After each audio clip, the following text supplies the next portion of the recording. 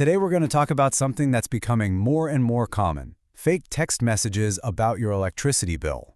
Our goal here is pretty simple. It's to help you stay aware, stay calm, and ultimately, stay safe. Think of this as a guide to prepare you, not to worry you. So, have you ever gotten a message like this one? It's designed to do just one thing, and that's to make you panic. That feeling of urgency, that immediate threat, well, that's the scammer's #1 tool. It's all about pushing you to act fast, without giving you a moment to think it through.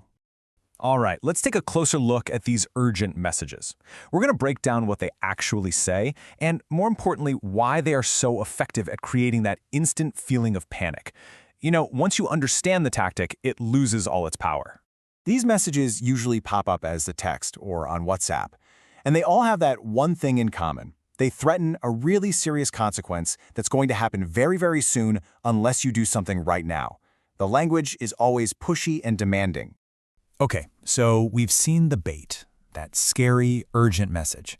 Now let's talk about the trap itself. When we walk through the scammer's process step by step, we really take away their advantage. Once you see their game plan, these scams become so much easier to spot. The whole thing really depends on one key element: rushing you. It all starts with that threat. Then, they pressure you to either call a personal mobile number or click on some random link. From that point on, their goal is simple: get your bank details, or maybe even trick you into installing something on your phone that gives them access to your money. But you might be wondering, why does this actually work? Well, it's because they're not targeting your intelligence. Not at all. They're targeting your emotions. Fear and urgency are really powerful feelings, and they can make any one of us miss the obvious red flags. It is so important to remember that if this happens to someone, it's not a personal failure. It's just the result of a very calculated psychological trick. And now we get to the most important part: how you can protect yourself. And the good news is, it's actually very straightforward. There are some simple, really clear things you can do that will completely shut down this kind of threat. There's a huge difference between how a real company works and how a scammer does.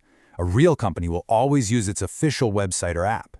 They'll give you plenty of notice before taking any action, and they have official customer care numbers. Scammers, on the other hand, do the exact opposite. They use personal numbers, create a false sense of panic, and send you sketchy links. Just being able to spot these differences is half the battle. So if a message like this lands on your phone, here's your checklist. First, and this is the most important thing, do not panic. Just take a breath. Never ever call the number they provide or click on their link. Instead, you should go directly to the company's official website or open their official app. Here's a great tip: grab an old bill. The real customer service number will be printed right there. Always verify, but do it through the official channels. This really brings us to the core principle that will always keep you safe. It's simple. Always stop, think, and then verify. That simple habit is your absolute strongest defense. All right, as we start to wrap this up, let's focus on the key takeaway. The whole point here is to arm you with knowledge, because when you're dealing with scams, being aware really is the best protection you can have. If you only remember one thing from our chat today, let it be this: real electricity companies do not threaten to suddenly cut your power through a text message. It's just not how they operate. Knowing that one fact can help you spot a scam in a second. What we've talked about today is just one of the challenges out there. The goal isn't to make you afraid of technology or of getting a message from a number you don't know. The goal is to help you feel informed and to be cautious. When you stay alert, you can navigate the world with confidence. So, I'll leave you with a final thought. Who in your life can you share this information with? Spreading awareness is so powerful, especially with family and friends. It helps protect everyone. Thanks for taking the time to learn about this. Stay safe and stay aware.